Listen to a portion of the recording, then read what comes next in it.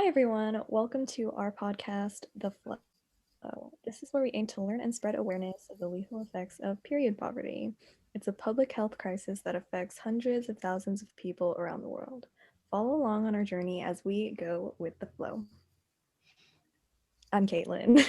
I'm Talia. I'm Samantha. We are Throughout, your hosts.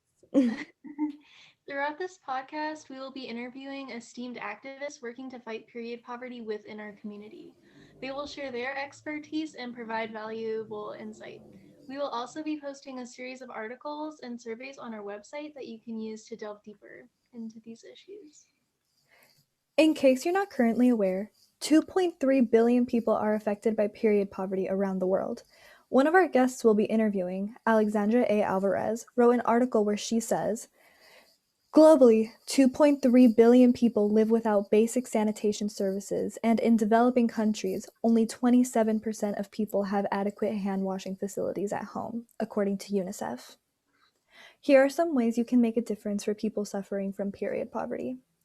You can 1. Donate to charity, 2. Raise awareness using social media, and 3. Donate period products.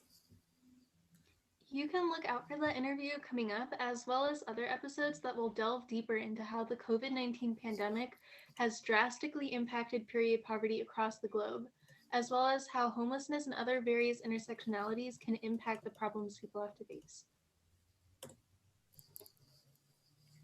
So, in preparation for our first podcast, we came up with articles online that we thought would be interesting to talk about.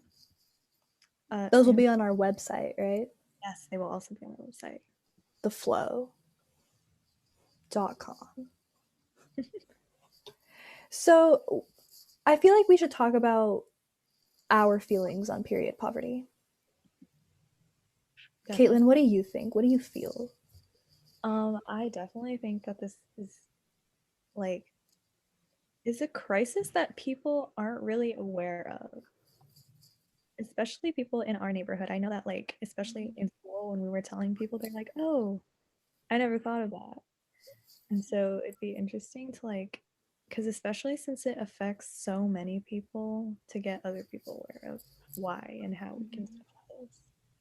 Yeah, I think a lot of people have the conception that period poverty is just delegated to poor villages in Africa when really everywhere around the world people are dealing with this issue. And a lot of people also don't take it seriously because they think it's just like a woman's issue when really it impacts a lot of people around the world. Yeah, for sure. I think it's crazy that it's so not talked about and not discussed, but 2.3 billion people around the world are struggling. Like people, I mean, girls all the time, or people who just have, you know, issues at home financially where they can't afford period products, like sanitary products, whatever it is, they end up missing school. And they just it's awful, it's so not talked about, and that's kind of, I think, our kind of goal here, to spread awareness. Especially since people kind of view this as like a taboo Yeah, definitely. topic, like things. That makes it even harder. Mm-hmm. Yeah, when I was researching for the podcast and for the articles, there's a serious lack of data because people just don't want to talk about it and they don't think it's important. For sure. And I remember a year ago when we started doing our research and everything, it was kind of hard to get information. But the pandemic, I mean, now when you search period poverty, there's dozens of articles how COVID-19 has made period poverty such a huge issue, an even bigger problem than it already was. I mean, it's sad to think about, if you're someone who was already struggling financially and then COVID hit and now you're out of a job, what are you going to do when it's that time of the month? It's Or what are you going to do if you have kids and like they need, I mean, it's not even just like period products either. I mean, like in this quote she says like hand washing facilities, you know, or like basic just sanitary needs, Mhm. like things that are just as important as like food and water. Mhm. Yeah. So while I was doing a little research, I found this article saying that New Zealand will offer free sanitary products at their schools to help fight the period poverty crisis. And I thought that was interesting to know because, Mm-hmm. you know, New Zealand is actually a country that has a female prime minister, and so it's nice to see that she's taking like precautions that other people maybe wouldn't. Yeah, Yes. I remember when Scotland made period products free. I think it was in like October or something. I remember it was a really big deal and everyone was talking about it. So I feel like the period poverty gained a lot of momentum and people were learning about it. But now I feel like, I don't know, it's something just people don't talk about. So I'm glad Yeah. that it's pushing the cause Yeah. forward. I mean, I do think that it's something that the United States definitely has to work towards, but Hmm. recently they did remove the pink tax, so that was a step. Right. I think that like I think that the way to make a change is, I mean, it's great that like New Zealand has like a female prime minister. Um However, like not every country is as like progressive as New Zealand, I guess, you know? Like I mean, look at our country. Like I mean, like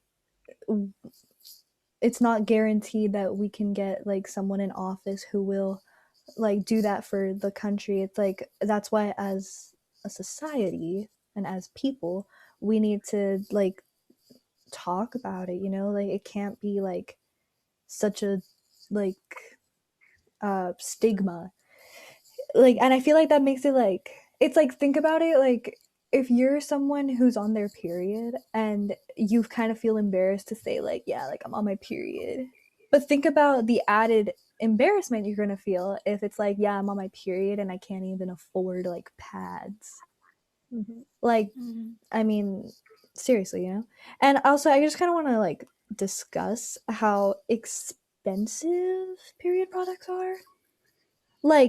Like I'm looking at Target right now. A Mhm. box of tampons is literally $7.39. And it goes up with the like duty, huh? Yes, because like I mean, yeah, like this one right here, like $7.29 to like almost $10. Hmm. $10 for one box of tampons? Like, okay. Like It's crazy. why, you know? Yeah, I mean, it's really crazy that people have to make the decision between like putting food on their table and being adequately prepared for their period, you know? Right. For Have to have, sure. Yeah. especially because women And are it's more definitely likely to be in poverty. yeah, and it's definitely a decision that food would always be the answer. Like that's Yeah, just Yeah. that and would people have kids, you know? Not yet Mhm. not to mention the fact that like um the health problems you can develop if you can't afford these things. I mean, like this is like another thing that like is kind of like touched on when people like talk about period poverty, but at the same time it's like well, not that many people even realize, hey, you need to change out your tampon regularly. You need to change out your pad regularly because if you don't, you will get an infection. Like you will get sick and like that can be deadly. And it's like something that like it's like you would like people would kind of think I feel like oh well like what's the big deal if you just kind of like wear like the same pad all day like or the same tampon for like a few more hours than you should. It can be a really big deal like you like literally I mean toxic shock syndrome is a thing, yeah. And yeast it's infections like it yeah blood you can like if you don't take out your tampon and your blood kind of goes like back up, I mean that's like blood poisoning. Like you can literally die. So, yeah. And I think that it's like well, it's like you're kind of going to fight to survive in a way if you can't afford like if like okay, like well, I am struggling with money. I have money problems. Like I can't like, you know, and it's either food. Like if I don't eat, I can't survive. If I don't change out my tampon, I could die. It's like, you know what I mean? It's like what, like these are like issues, like literally like you're facing like life and death here. It's like, so yeah. Yeah, I think that's definitely something that is not talked about too often, but it should. Yeah, I saw this video on YouTube about like homeless women who you know, they're homeless, so they can't afford a $9 box of tampons. So they're just kind of like on the streets and stuff, and this woman, would have to like go into like public restrooms and get like a really big like soda cup from like McDonald's, and that would be like her way of like showering basically, you know? And yeah, I just feel like it's like you don't have to be homeless, but like to struggle with it, but like homeless women struggle, and it's just, you know. Yeah, and that's why I'm really looking forward to being able to interview people who are really well versed in that subject Mhm. area, and yeah, they can provide their experience with that. For sure. Mm-hmm. Yeah. Yeah. All right. I mean, I think on that note, do you guys want to end? Yeah. I think so. I think that we have, I mean, it's a big discussion that is going to be over the span of many episodes, and we're going And to we've be able. definitely barely. What was that? Go ahead. No, sorry.